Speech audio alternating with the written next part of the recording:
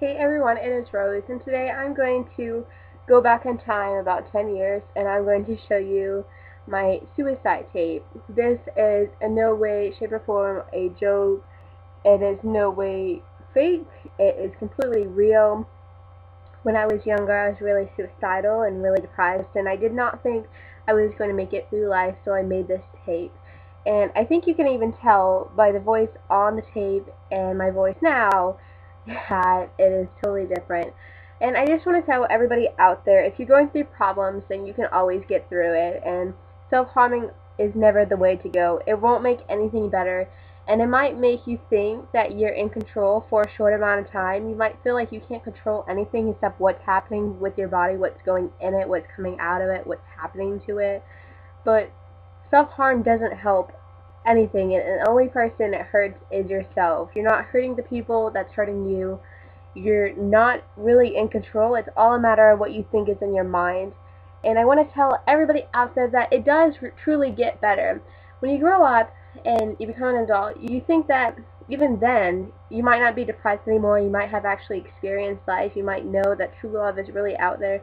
But then you get stressed out with real life subjects like bills and work and health and everything else, and then you go back to that cycle like it hasn't got better and it only gets worse, and you spin in a vicious cycle like nothing ever gets better. But again, that's not true. There are so many things that are good out there and so good to live for, and you should never give up.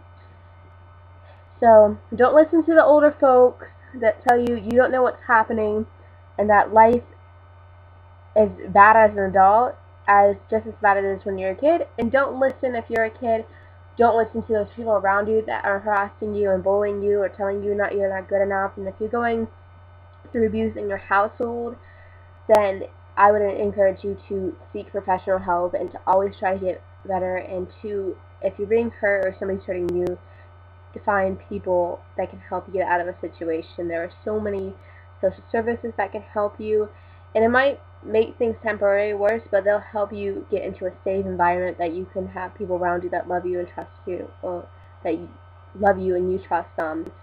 And yeah. So today, this video is just going to be, I'm going to be videotaping my suicide tape, and it was so old that I gotta remember which way I took it out, that I actually taped it on this thing, and I put confessions, and I don't have any way to figure out how. I think there's some kind of audio transformer thing or something like that. Now I'm yellow. Anyhow, but so the video is just gonna show me recording my my tape player, playing the tape. So I hope you guys enjoy it, and if you ever need somebody to talk to, you can always talk to me, and it does get better. If you have any questions or if you want to know more, then just let me know. This tape goes into a brief layer of some things that were going on, but there was so much more that was going on. There was so much abuse that happened in my life from childhood to teenage years. The abuse really didn't even stop till I was 14, but it didn't just come from my parents or anything like that. I was a victim of sexual violence and sexual assault and rape and everything else, and a lot of times it was just people that I trusted. So it doesn't really go into that. I'm not even sure if I'm going to go into that online here, unless if it comes to needs that somebody might want to hear it. But what it comes down to is I've forgiven the people that have hurt me, and I don't think it's right, and I know now that it wasn't right, anything that they did to me, and I know now that I didn't deserve any of those things that happened to me. So, yeah. I hope you guys enjoy the tape, and I hope it can bring something to your life. Alright, thanks.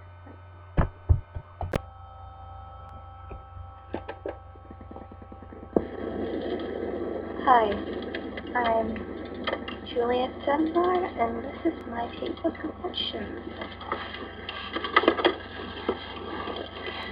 Well, I decided to make this tape in case I don't make it through life and my family finds this tape, or one day to look back on it and think of all the things I've been through. So, this is my confessions, some of my life. Okay, well, I'm getting ready to turn 13, and I have been self-harming for more than 2.5 years. Yep, more than 2.5 years. I have been cutting myself for pretty much a year now. And it has, over this year, has become a very addiction to me, such as, it's like smoking to me. Except it's different because smoking is less bloody and less hard to take care of. And I have to be very careful while making this tape, so I may have to stop this tape a lot because I'm not alone right now. Yep. And so I just want to say real quickly, in case I didn't make it through life and my mom or other family members are listening, I love you, and I'm sorry for any pain I've made you go through. It's not my fault. It's not. It's just life has overcome me, and it's so hard to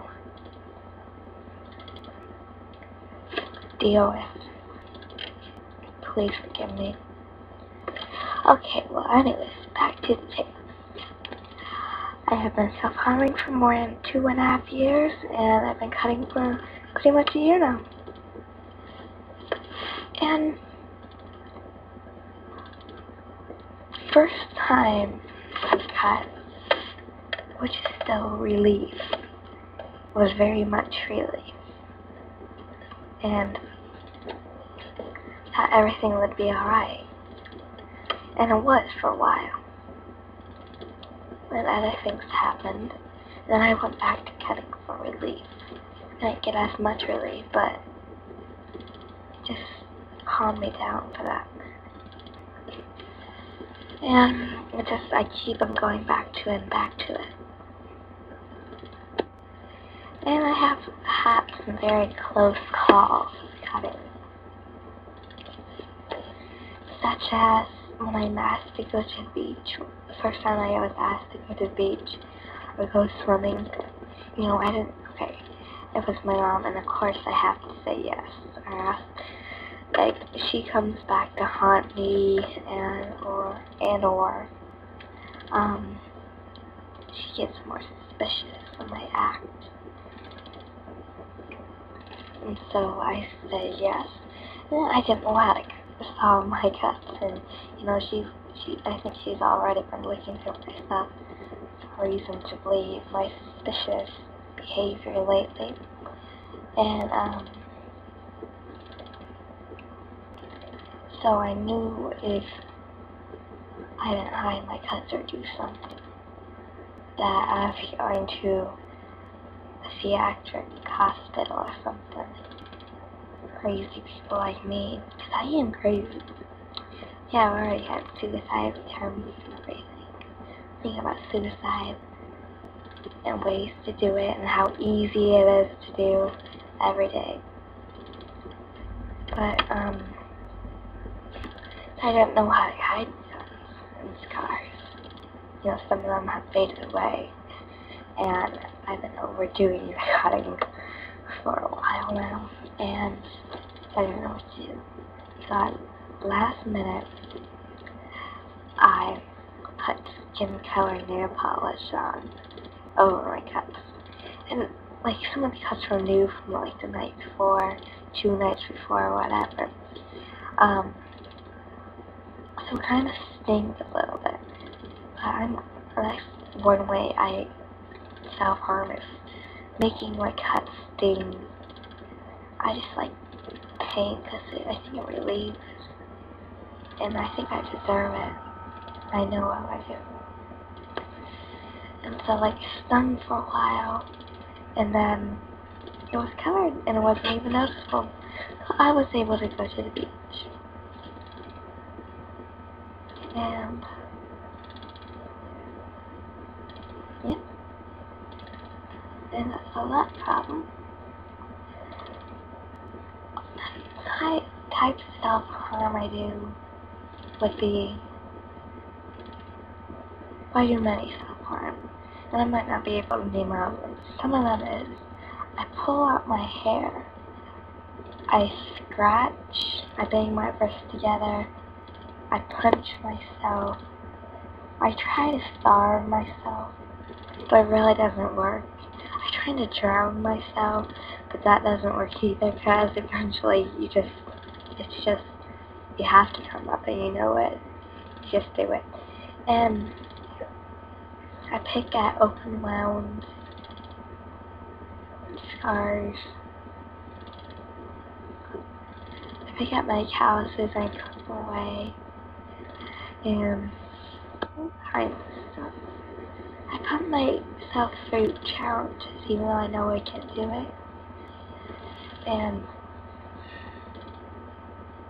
I just do so many things. I like supposedly, if you flick rubber bands at you, it's trying to self-harm. It's a calm self-harm and make you quit doing stuff like cutting and all that junk. But I do it very hard, so it leaves a mark, and so really, really hurts. And so I consider that self-harm. With spells, I try to cut off my circulation, try to choke myself. I try to get belts and tie them to my bunk bed thing. I try to hang myself, but it never works. And yeah, and I just try to do things that makes me have pain. Try to create wounds. I cut myself, of course. That's one of the main things, but I don't know.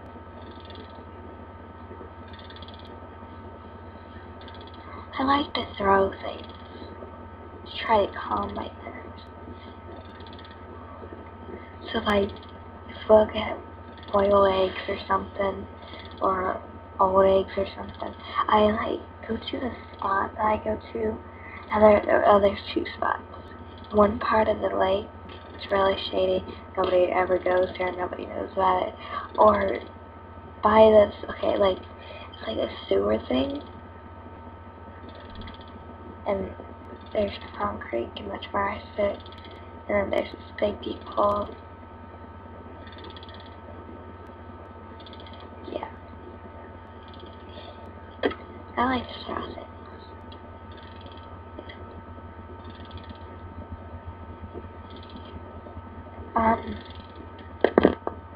With my cutting, what I cut with usually will be either shattered glass, a pencil sharpener blade, a razor. The thing I don't like about razors is it really shows the razor. I tried to keep my lower scars a secret, but if I cut myself on my arm, just so people won't get suspicious, razors show all the blades that you cut with it, and so it's kind of very noticeable when people really know you're cutting if you do that. I found this one blade in the kitchen. I don't know what it's from, but I use that too. Anything really sharp. Knives, I just get really too uneasy with knives, but I kind of do use knives. But knives, I'm very uneasy about. I don't really like to use knives. Just pretty much anything sharp.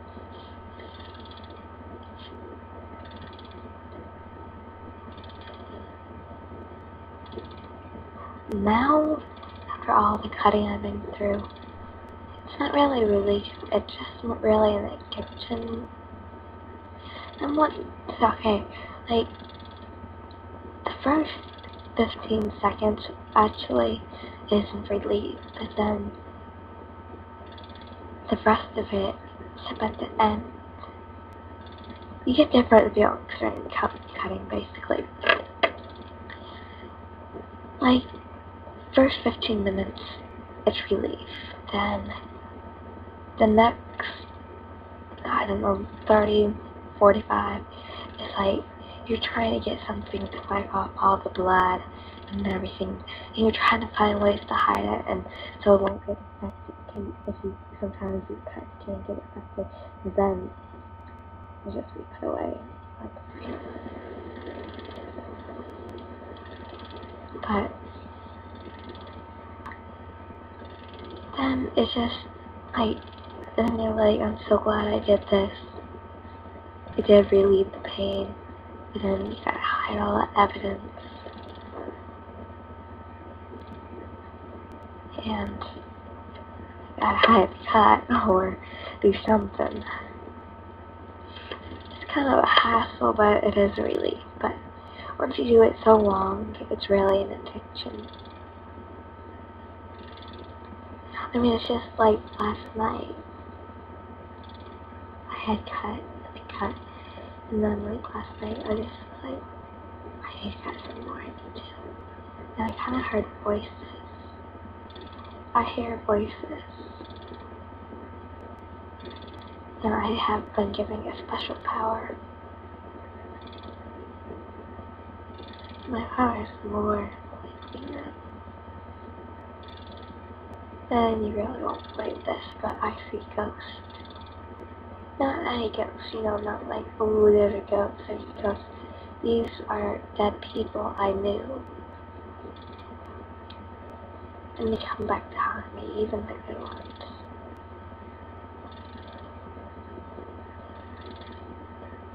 And if it's like dark and there's just a little light on the wall, you can see them walking. That's the scary part. And they move things, too. They hurt you if there's no light. There's light, you can see everything. But in the dark, you can see them.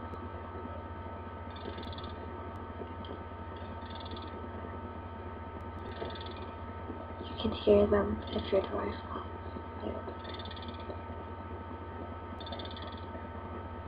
They make weird swirly winds.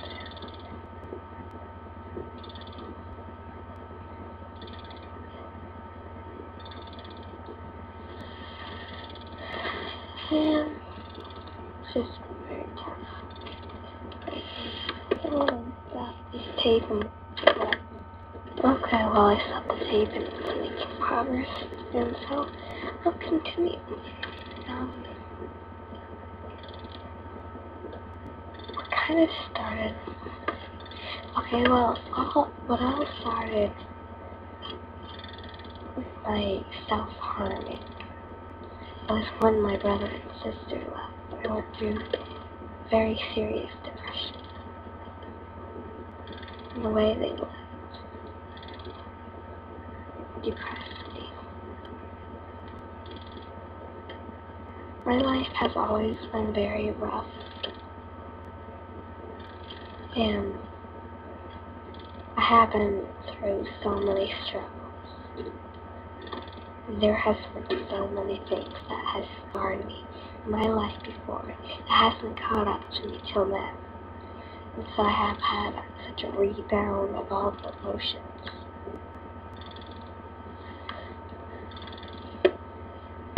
And it was with my brother and sister. And then what really happened with my cutting was because of my dad. scars before. My dad is not paying child support and has been very abusive my whole life. Well, he's not really my dad. He adopted me, but by law, he's my dad. That's kind of, there's a whole life story behind all this, and I'll kind of tell you it. Okay, well, I was really the fourth child, but my mom's third child died. And yeah, so I guess I was the third alive child. And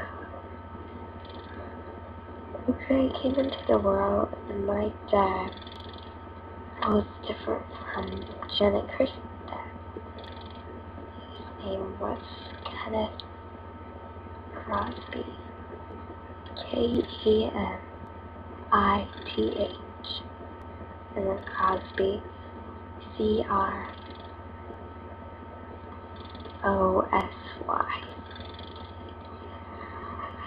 And then he was very abusive to my mother, just like all her other husbands, boyfriends. And we were able to live out of his house one day. That all happened when I was pretty much almost 2 years old. At the age of 2 years old, I was adopted by Gerald Dunbar.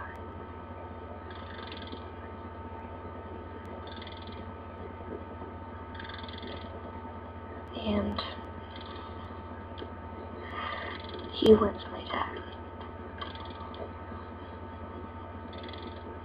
He was very abusive to everybody. I remember hiding from him. He was abusive to my mother. My mother just kept on putting up with it. He threatened to burn down the house one night, and he burned part of the couch. My sister was gone with her friends. My sister was really never around the house. My brother protected us. And I think that's what scarred my brother and me after life, just like me. And so we were cleaning apartments. I always grew up poor. I still am poor today. And so we all were in my mom's bed, and we were just scared to death.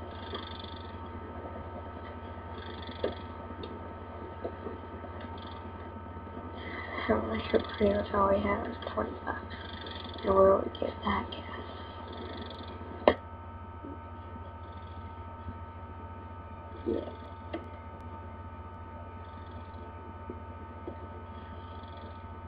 There was just a whole story about him and his abuse. He beat my brother, and I hurt so really. My brother really never knew about that.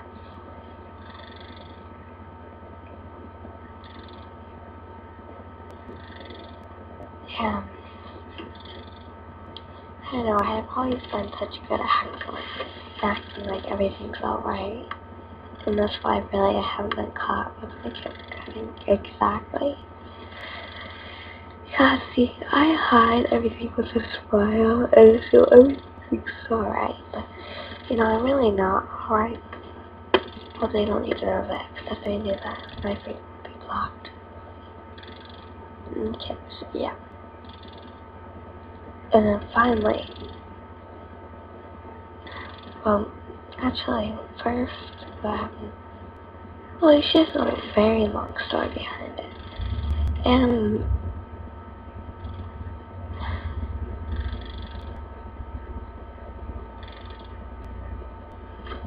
my brother ran away and kept on running away. And finally, my sister ran away with him one time later. And then, okay, wait. Then cops that they couldn't keep on bringing them back. So then third act has to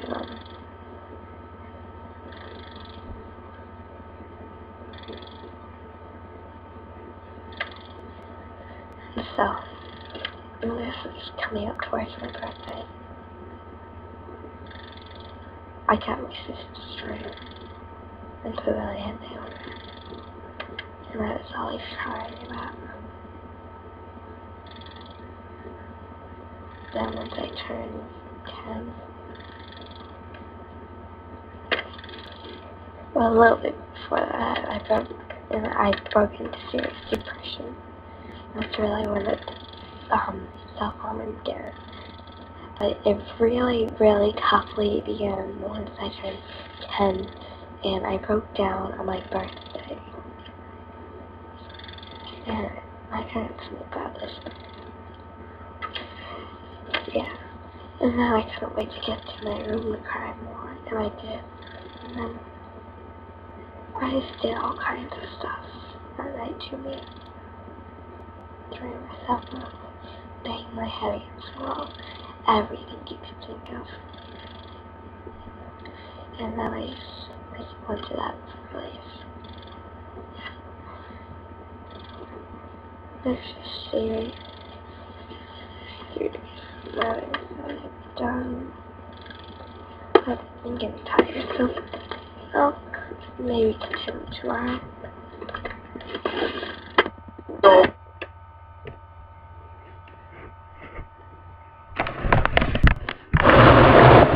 Hey everyone, so I hope you enjoyed that tape, and yeah. I think I'll do another video eventually, more on my self-harming. The ages like in the video that I gave weren't exactly correct, because I started like sort of self-harming around the age of like 6, but not really physically until I was 10, just like the tape said, and I didn't start cutting till right before I turned 12. But I had a lot of eating issues growing up and everything else. So, but yeah, it does get better. I'm way happier now. I'm married, and I'm just pretty happy. I have a lot of anxiety issues and a lot of other things which I'm getting help for, and I get sad sometimes, which is situational based, which is obvious. I mean, if you lived a lot of your life being physically able to do something, and then at a young age you lost the ability to walk, and then you had to have heart surgery and everything else, and you lost all your friends, of course you're going to get depressed. But there are people around you that love you still, and it gets better, and I hope you guys enjoyed this video. And no negative comments, please. This was a real video, and it is really serious to my heart. I found that tape. I destroyed my journal, and my journal was very graphic. The way my mom had found out that I was going to commit suicide is I had already tried several times. Like, at least I tried to commit suicide at least 25 times. And then I finally was going to try again. I was coming home from school. Then when I came home, I knew something was up. And she had found my journal, which was like covered with all kinds of blood and everything. And then she found this tape, because I made this tape because it was a suicide tape. And she found my journal, she found my tape, she found everything that showed I was going to commit suicide and I was hurting myself. And then she finally understood why I had been asking for help and why I had been acting so weird and everything else. And I had to actually leave school because I was being bullied. And I left 6th grade early, and I never went back to school, and then I became homeschooled. And yeah, and it still impacts my life today. Everything that had happened to me in so many ways, because I do have post-traumatic stress disorder, and schools really bother me still, even, 12 years later, and, they still bother me. That age bracket that I was bullied from, that still bothers me. I've forgiven the people that abused me, and the things that happened in that aspect, except for my biological dad. I still have issues with him, and if I see his kind of car, I have really bad issues with my post-traumatic stress disorder, and I'll freak out. But yeah, this is more details are a video for another time, and I hope you enjoyed this video. Right, bye.